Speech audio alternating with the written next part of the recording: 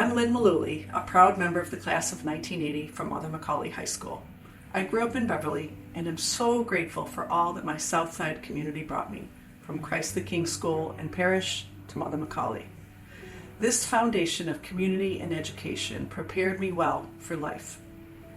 Mother McAuley provided an excellent education brought by dedicated teachers who cared about us and set the academic bar high.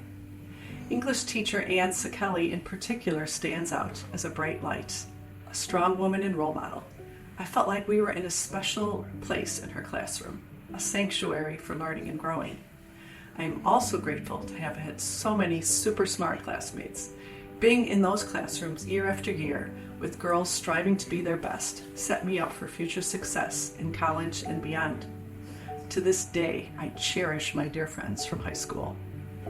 After graduation, I wound up down the road at the University of Notre Dame, and at that time, the ratio of men to women was about 3-1.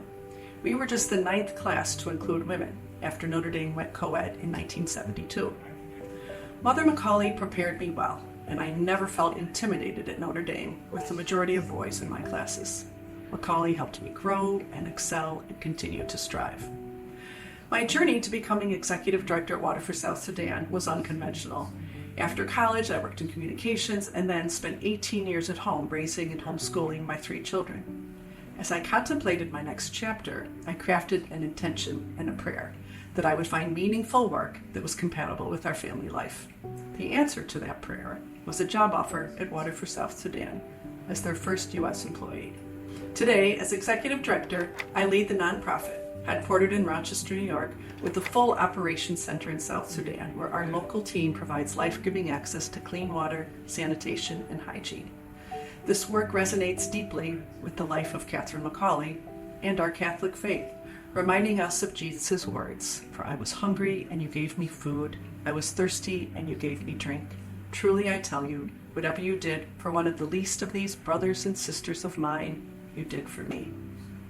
There are many people who thirst in our world. This is particularly true in a very fragile and poor place, South Sudan, the newest country in the world. Life there is hard.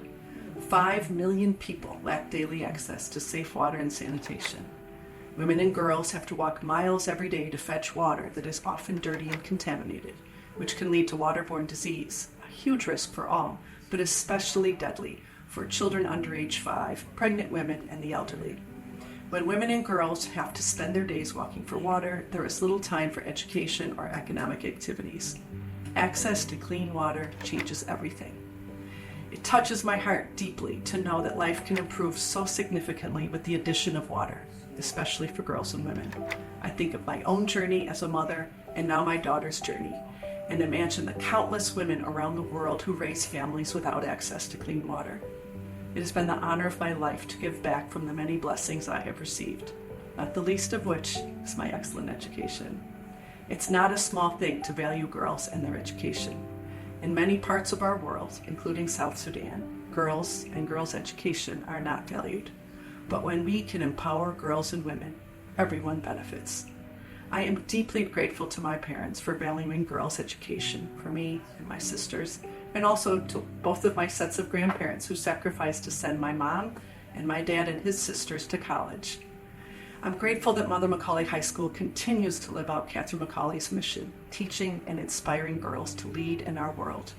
We don't have to look far to see our blessings, and as our cups overflow in the spirit of Catherine McAuley, we can share those blessings with others.